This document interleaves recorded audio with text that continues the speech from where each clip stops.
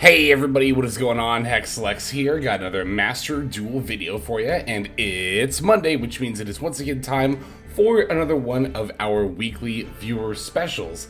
For those who are not aware, this is the weekly video series in which we showcase you all, the viewers, your games, your decks, and how much butt you're kicking out there on Master Duel. So the main way that we do that is by featuring replays of some select games that you can submit on our Discord server. We'll get to that in a moment, but before we do, we are going to start, as always, as ever, by taking a look at our winner of this week's Plex Leaderboard Challenge, which is a contest also run on our Discord server, where you can win free weekly prizing simply by playing Yu-Gi-Oh! Master Duel and having it tracked by the Untapped Companion. Again, this week's winner here is going to be Caesar. Caesar came out with a very impressive 62.2% win rate in Diamond. Looks like mostly using Rescue Ace as well as a little bit of other decks sprinkling here and there.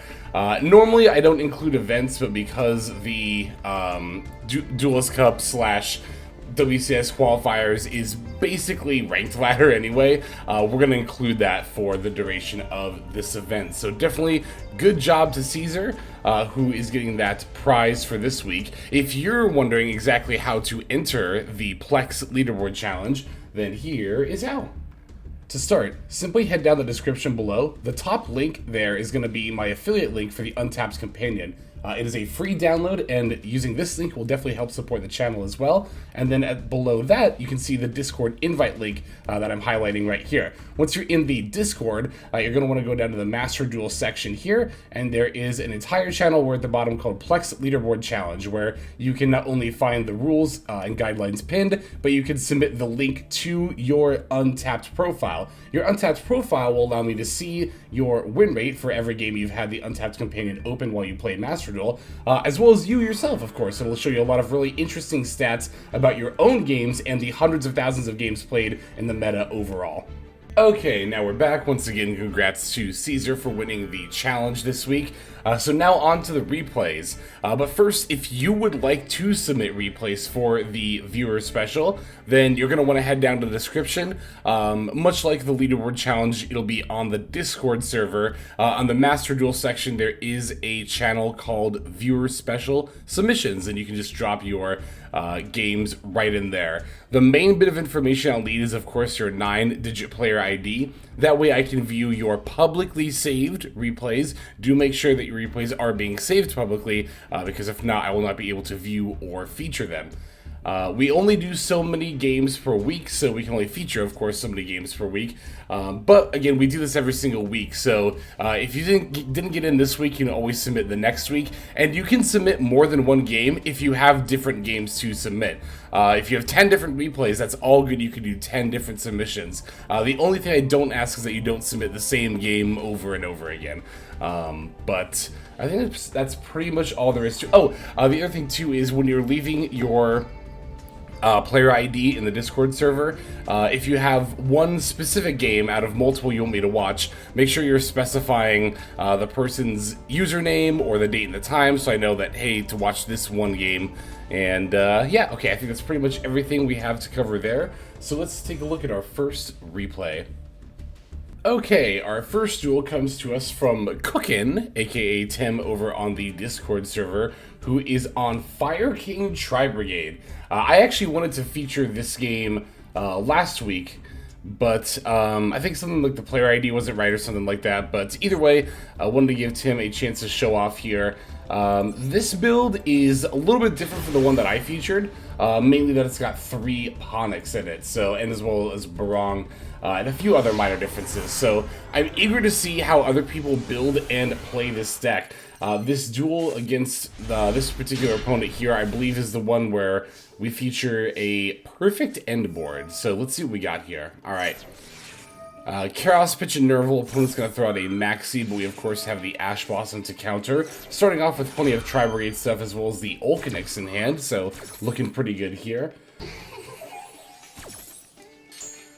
Chaos is going to be summoned, and of course Nerval will activate. We're going to add the tri-brigade kit. Makes sense because now we can normal the Ulcanix and pop the kit to add a Ponix. This will not only proc the kit, but also the Ponix as well, loading up our graveyard as well as setting up our Fire King engine. Alright, we're going to set a Fractal there. Ponix F is going to add, of course, the Fire King Sanctuary. That'll come down here and place the Fire King Island from the deck. Island is going to blow up the Ulcanix for new Garunix. Ulcanix F to summon out old Garunix, as well as new Garunix's F to summon itself. I actually wonder what's in the... Yeah, the extract is looking pretty decently similar to the one we have as well. We were notably missing Appaloosa, but that'll definitely be going into future iterations of the deck. Okay, here we're making IP Masquerena using Ulcanix and old Garunix. Now IP and new Garunix are going into the Promethean Princess. Promethean Princess F gonna bring back our Varta, which I imagine we sent off of new Garunix. Now going into the Amber Whale, and we still have our Tri-Brigade engine online, so we're going to banish the Fractal and the kit for Bearbrum, linking those two off in order to go for the SP Little Knight, looks like here. Now Bearbrum's effects will add the Revolt to our hand, as well as SP Little Knight banishing the opponent's Max C out of the graveyard, putting back the Fractal. And this is actually a really good way to set it up too, because we can use the Little Knight's effect to banish itself and one of the opponent's cards. That'll give us 4 monster zones, which will enable us to revolt for Shurig, going for the Link 4 here. Because remember, Bearbrum, while a Link 2, yes, and a Tri-Brigade monster, was summoned not by a proper Link summon, but off of a Tri-Brigade's effect, meaning we can't bring this back off of Revolt. So we can't go like Bearbrum and then 2 others and then go into Shurig. We have to have 4 monster zones available. We could also use our Varta. Oh, it's destroy one other fire monster, so no. Can't pop itself for its own effect. So we got a Little Knight and then Revolt, but we're set up pretty well here in that regard, so. Alright, passing back over to our opponent, who's going to go straight to battle phase and attempt to evenly match. We're going to activate Little Knight in response and dodge with the Amber Whale here. And as a result, now the impact of the evenly is very much minimized. As you can see, we simply get rid of Fire King Sanctuary. That's totally fine. Fire King Island, obviously we would like to have for the next turn, but we don't need. And I think the biggest loss here is the Arvata, but again, if it's just out here by itself, no, their fire monsters doesn't really do anything anyway. So that'll leave us with just the Revolt.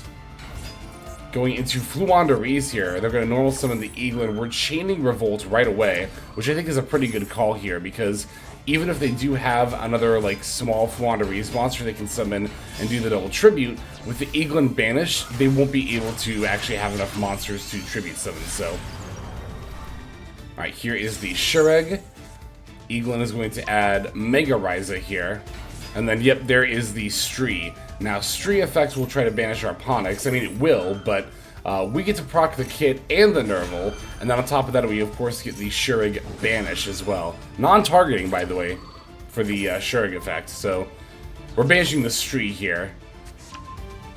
But, yeah, we know they have Mega Ryza and 2 unknowns, so unless they have another Fluandereeze monster they can normal summon, they are going to be done here. It does not look like that is going to be the case. And believe it or not, we do actually already have everything to make a comeback play on the follow-up turn. We have Fractal to be able to summon out the, or summon out just Link monsters in general. Pretty easy to climb up to access code, I think, from there and find lethal. So GG's to Cookin. Very, very good showcase of what Tri-Brigade Fire King is capable of, and a board that I don't think I featured quite all the stuff we did here during one of my games. So again, it's always good to see another perspective from somebody else playing the deck, and from what it sounds like, someone who's been playing it longer than I have. So very, very good stuff. Thank you for sharing that with us. We do, of course, have a couple more. Let's go into the next one. Okay, our next submission comes to us from Kino Hara, who has a few different replays here, all going to be with Paleo. Let's see here. I think we're going to take a look at this one, this middle one here, where we are going to be playing Paleos versus Valmonica. Wanted to check this out because these are both decks that I have seen, not only on ladder, but just in kind of tournament tops in general, but don't really know the most about either. So very eager to watch this matchup here. Particularly, like, I mean, honestly, both decks have been performing very, very well lately. Valmonica does have a number of tournament tops, which I don't think a lot of people were expecting. Myself included. It's not like I thought that Valmonica was going to be just this awful deck, but I guess I thought that other people would like other people are still underestimating it. You know, I've seen people say like, oh, Valmonica is getting more tops than it deserves, and it's like, I don't even really know what that means. Oh my god, also they have just casually every Valmonica monster here, but like, no, I think that Valmonica is definitely a deck that should be respected, right? Like, it might be easy to try to write it off as like, yeah, well, it's new, and that's the only reason why it's topping, but like, a deck being new doesn't really affect its power level, right? If a deck can get tops in this format, then it's strong enough to do that. I don't know. I don't know how else to explain that, but... Alright, is this going to be the Baguska? It is the Baguska. Unfortunately for our opponent, we are on a deck that honestly does not really care nearly as much about Baguska as a lot of other decks do, but wow, yeah, this is a full Valmonica board here. We got the Zebufera, we got the Little Knight, and we got the Baguska. All on the opponent's board here. Alright, we are going to lead with Morganite, then going into the Backjack. I almost called it Blackjack. I almost always call that card Blackjack. But no, we're not hitting 21 here. We are simply setting a bunch of cards and then passing. They popped our Balance of Judgment, which hopefully isn't that big of a deal. Going to Ash Blossom, our Backjack here. We're chaining the Needlebug Nest, which we definitely would rather have our Backjack get Ash, I think, than the Needlebug Nest. I suspect the Needlebug Nest sets up so much of the graveyard, right? Like here we already milled 2 Paleo monsters, which is pretty good. Okay, here's the Celtrice Valmonica. Adding the Celeta. Skelta? I'm not sure.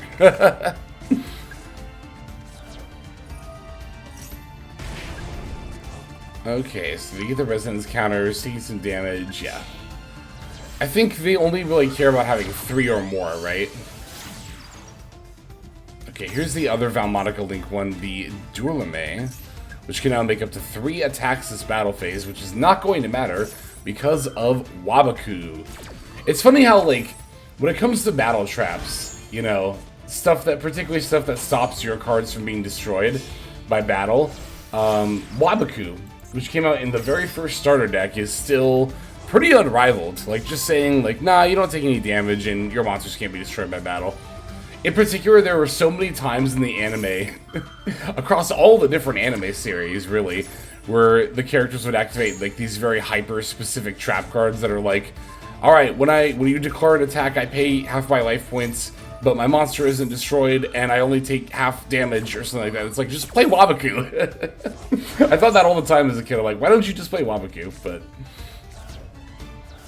Alright, Karma Cannon here actually wiping out a good amount of the opponent's board, although Little Knight will end up coming back, getting that draw 2 off the Morganite, flipping up our Paleos, and then linking them off for the Opabina here. Opabinia, something like that. Got 2 archetypes where I don't know how to pronounce any of these names, both Paleos and Valmonicas.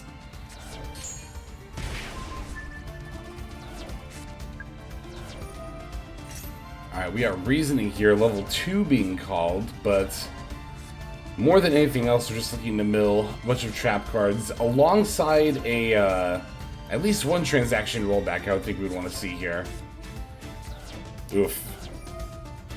Oh no, we did have a rollback in the graveyard. Okay, good. Oh.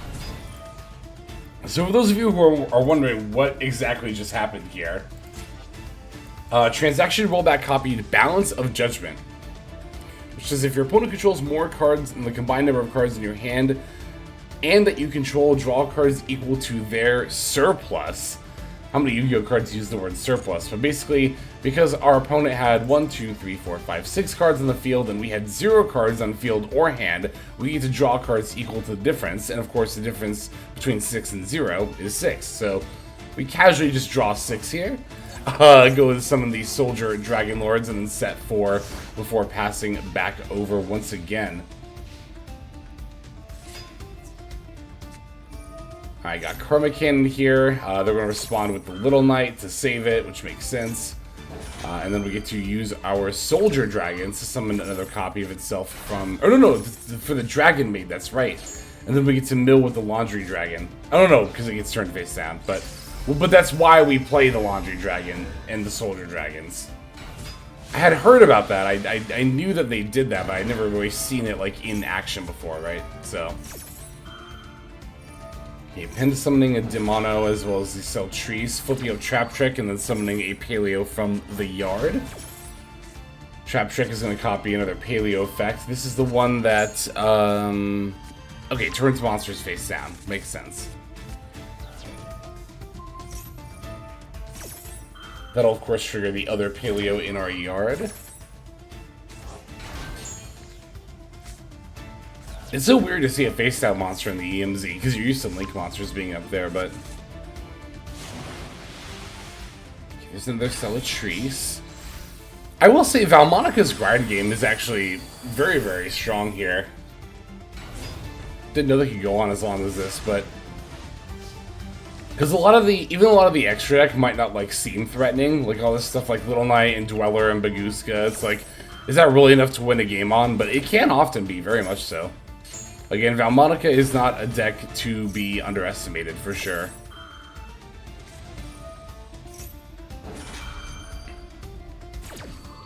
Okay, here they take 2k, and of course have their effect negated. Yeah, these Gravediggers trap holes, I think, might just end up being our win con here. The damage, the burn that comes from them. Here's another Binia, rather.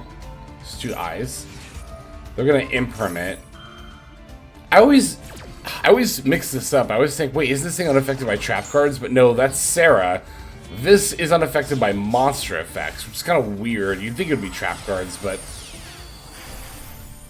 Oh, here's the other one. This one is... Detach, Destroy. Okay, so... Forcing the other imperm here. Trap card is set for the spell trap zone. You can excavate if it's a trap card, add it to your hand. Okay, I was like, I'm trying to remember what the other effect was here.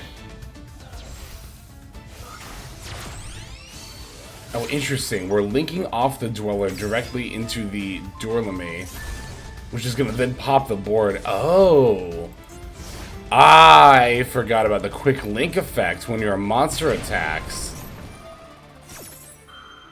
Okay, we're activating Transaction Rollback as well as Morella and the Backjack here. Backjack F is revealing another Morella. That's actually pretty good, honestly. The Summon Morella, Transaction Rollback for the Imperm here, it looks like, and then Rise to Full Height is going to ensure that we live through this turn, and that our other Paleo monsters are also going to live through the turn. Because for those who don't know, the Graveyard effect of Rise to Full Height targets one monster on the field, in this case our Dinomischus, and states that that is the only monster that can be attacked this turn. Even if you have... Even once that monster leaves the field, right? Like, let's say, it's not even after you battle it. Like, I'm pretty sure if after that effect resolves, you, like, destroy that monster by a card effect, you still won't be able to battle at all for the remainder of the turn, because again, the Rise to Full Height effect says that that is the only monster that your opponent can battle with, period, during that turn. I was going to read it here, but went by a little quickly there. Oh, and the Elemental Burst! Wow! That's okay, so that also went by a little bit quickly there, but for those who were wondering why our opponent doesn't have a field anymore, with the effect of Transaction Rollback, we copied Elemental Burst, which normally requires you to attribute one of each wind, water, fire, and earth. Of course, Transaction Rollback circumvents that cost and simply destroys all cards on the opponent's side of the field. Baguska in attack mode is unable to be destroyed by card effects, which is why it remained. There's Opabinia once again. Gonna detach to add another Paleo card, Dynamiscus this time. We get to activate that directly from hand here, thanks to, I believe, our Opabinia has that effect. Yeah, you can activate Paleozoic trap cards from your hand. Alright, setting the Waboku, passing back over, Bagooska detaching its final material. As they go to battle, we are going to protect ourselves with Waboku once again, and in turn also get back more of our Paleozoic monsters. Yeah, Valmonica opponent here is definitely quickly running out of resources, and that Morganite is also ensuring that we are very much able to have a good steady supply of resources coming in on our own. Alright, we're going for the Sprite Elf here. Elf to bring back the Laundry Dragon. Laundry Dragon going to mill more cards from the top of our deck, setting the transaction rollback. I believe that is our final transaction rollback there. Bagooska destroying itself. Elf bringing back another Laundry Dragon Maid, which will mill us even more cards here. Oh, no, there's another transaction rollback. Colubi is going to banish the Opabinia here, but that doesn't really necessarily even do that much. Elf for yet another Resurrect here for the Soldier Dragons, and now we're going for, is this another Paleo? Yep. And we just have enough damage to outright finish them off here. Wow. Dang, that is some pretty good stuff. I knew we were in for a grind game, but, well, obviously we saw that the game was 12 turns before we started, but wow, I didn't realize that Valmonica could put up such a grind game as well. And again, you know, you might think like, oh, if a deck is only sitting on Bagooska, Little Knight, and stuff like that, how good could it possibly be? But yeah, it definitely held up pretty well here. And also keep in mind too that kind of stuff Bagooska and SP, the stuff that the Valmonica opponent was making would have been a lot better against a kind of quote-unquote normal deck that's summoning out a bunch of monsters, right? But thankfully, we're not a normal deck. I definitely would not call Paleozoic a quote-unquote normal deck, but I would definitely call it a very cool one. So thank you very much, Kino Hara. We have one more game we're going to watch. Let's go into that. Okay, our final duel comes to us from Kami Shoyu, who has a list I am quite eager to see here that they have cooked up. We are going to be playing Snake Eye Sprite versus Sky Striker. Now, I think the idea that they were saying behind this list is that if you get disrupted on your Snake Eye stuff, it's not that hard to pivot into Sprite stuff by making a link to and specialing a Sprite monster. And actually here, I also already see a very, very good synergy between the decks with Diabell and Nimble Angler. So Nimble Angler simply says, if this card is sent from the hand or deck to the graveyard, period, or I guess colon, rather. But it does not have to be by a card effect. You can actually send it off of Diabell, and then it'll trigger the effect to summon multiple level 2s. So that's another very nice synergy that the deck has here, and I think it's one we're going to see right off the bat, as yep, Diabell and Nimble Angler are both going to activate here. See, I kind of want to come back to Sinful Adventure Sprite for this reason. Like, that's a deck where you would actually want to main deck 3 Angler and proactively open it, because not only does it work when summoned off of the, or not only does it work when sent off of Diabell, but also Fateful Adventure as well. Alright, so we got the Snake Eye setup going on here. And then we also have that Nimble Sunfish still on the field as well. And, I mean, it's really, really easy to pretty much always pivot into Sprite plays, right?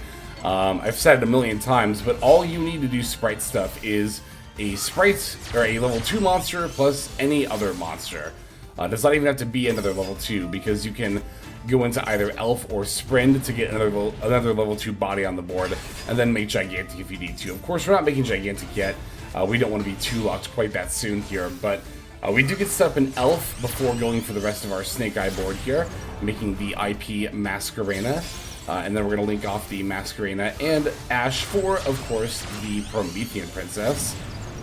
Flamberge is already on the field to put the IP back in our spell trap zone here in a moment, bringing back the other Flamberge as well. So we got multiple Flamberge action going on here. Yeah, there is that IP. And then going for our Fire Link 4, that is going to be the Ambler Whale. Alright, Elf has not actually even used its effect yet, so we need to bring back the Nimble Angler before passing off over to our opponent here. I want to see the extra deck here too real quick. Just out of curiosity. We do have the Sprint, yep, because we have the Nimble stuff, that makes sense. Alright, yeah, I was just curious to see what else we got going on here. Alright, so during draw phase, we're going to bring out the IP with the Flamberge. And yep, we are against Sky Striker here, so there's Mecha Module and then Linkage coming down. We're chaining the Maxi, which makes sense. I'm a little surprised our opponent's willing to give up the Mecha Modules for Linkage here. I would think that you would want to set another card, or maybe not, I don't know, I guess set another hand, but we've got an Appaloosa coming down, and that is going to be under the Elf Target Protection, which is going to be very, very relevant in this matchup in particular, right? Diabel will get to use the effect here. We're going to send that carrot from the hand, and then, of course, we get to set a Sinful Spoils card. On top of that, we're using Elf to bring back that carrot. That was actually pretty good. We're using Elf to bring back the carrot that Diabel sent, so now that we have a Spell Trap negation, as well as the Appaloosa for monster negation. Who's going to try to Triple Tactics Thrust? We were absolutely going to carrot in response, but unfortunately for us, they also have a Widow Anchor that is going to negate the carrot, which will let the Thrust resolve, and they're adding Change of Heart. Kurikara Divine. Oh, interesting. They're playing Kurikara as well. The Promethean Princess going to pop that and the Ambler Whale. We then, of course, also get to use the Ambler Whale effects. Bring back the Sprite Elf. Change of Heart happening here. It's too bad we can't put Elf in the zone above. Is that Autonomous Action Unit? Wow. God, that's a blast from the past. I used to play this card when I was a kid. Oh my gosh, I haven't seen it in forever. This is basically the best way to describe this card. It's Premature Burial, but from your opponent's graveyard, and it costs 1,500 instead of 800 life points. Also, unlike Premature Burial, it's actually balanced around when this card leaves the field, you don't get the monster anymore. But wow, that's pretty wild. But it's going to let them take both our Appo and our Flamberge here. Not looking super great for us right now. Of course, the opponent having cards in their main monster zone means that they will not be able to use Sky Striker spells. But yeah, we definitely prefer not to stare down a board like this, ideally. Gonna get hit with the Appo and the Flamberge. Not enough to take us out, though. Looks like they're linking off Hayate, I imagine, for the Kagare. Yep. To get back engaged. What they could actually do here, I just realized they could link into Zeke, and then Zeke to banish. Like, they could link Kagari and Appo into Zeke, Zeke banish Flamberge, and they can activate engage. Okay, they are doing Zeke, but they linked off Flamberge instead, which isn't it just going to give us our Flamberge summons? Yeah. Oh, but then you can Appo the Flamberge summons. I mean, I guess that makes sense, yeah. And then you can just banish the Appo. Okay, I guess this works too, yeah. No, wait, they banished, huh? Oh, I forgot. Zeke does have another effect where you can just send a card you control to the graveyard. Yes, of course. Okay, this makes infinitely more sense now.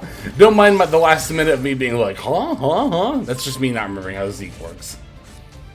Royal Engage, adding Widow Anchor and then setting one. I'm a little surprised we didn't go into Kagari before the end phase, but alright, they may have answered our Fire Snake Eye board, rather, but we certainly still have quite a number of Sprite plays to make, and in addition to that, we get to summon out the Poplar and the Nimble Beaver because we sent that Angler off the 1-for-1. I'm going to go for the number 29 Mannequin Cat. Looks like they're going to steal it and negate it with the Widow Anchor. I think that was a little premature from our opponent, but we'll certainly take that. Pitching the Jet Synchron for the Diabel. That's going to set up our synchro plays here. Of course, Mannequin Cat doesn't really do anything here. Oh no! We're not going for synchro plays. We're going straight for the Underworld Goddess here. Poplar going to put itself back in the, or it's Flamberge rather in the Spell Trap. Yeah, that makes a lot more sense because we have the Temple up. Alright, now we're looking pretty good here. Our opponent doesn't really have that much resource-wise, and We can stop them from taking our Flambridge out of the yard with the Underworld Goddess here. Oh, last card is another Change of Heart. That's actually fine, though, because what? They just battle over our Princess and then give us our Goddess back? That's fine. Who cares? Yeah, that's all good. Now, it looks like we're out of targets for this bonfire, but we do have the Wanted here to put back the original Sin and then add... We get another Angler here.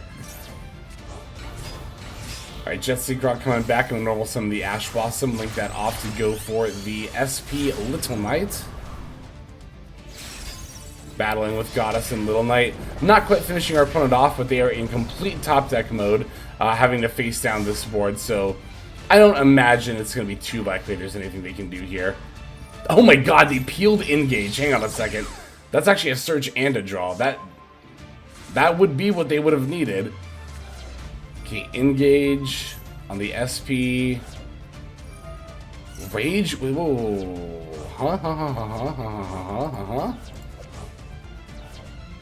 Special summon. Oh my god. Is this like a... What is this deck? What is this deck from the opponent? What is going on here? Oh my god, what is actually going on here? That was Rage with Eyes of Blue? Huh?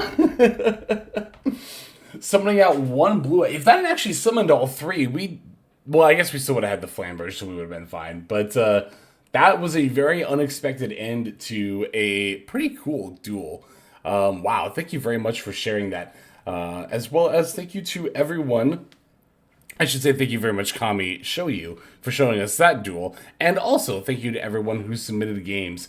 Again, regardless of if you got featured or not, I do watch through pretty much all of them that come through.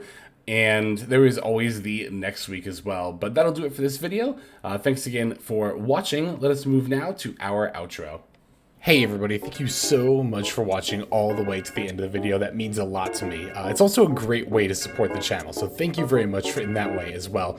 If you're interested in supporting the channel in other ways, like the very special patrons that I am thanking here, you can do so by checking out some of the links in the description. One of those goes to the Patreon, where you can join these fine folk and support the channel that way. I do post daily content over on Patreon, so you do get something for supporting there. And if you're interested, I also have a coaching tier option as well. Details again will be on Patreon in the link below. Also in the description linked below is my Twitch page where I stream a few times a week. You can go ahead and check that out, follow or subscribe over there if you ever want to catch me live. You'll also find my second YouTube channel if you feel like subscribing over there to watch some of the Twitch VODs as well as some additional non-Yu-Gi-Oh related content that I make over there. Again, any of those links you want to check out is all a great way of supporting. But again, even if you don't do that, just watching was also a fantastic way to support. And once again, I have to thank you so very much. But in any case, this is Hexlex. I'm going to be signing out, and I'm hoping you have a fantastic day.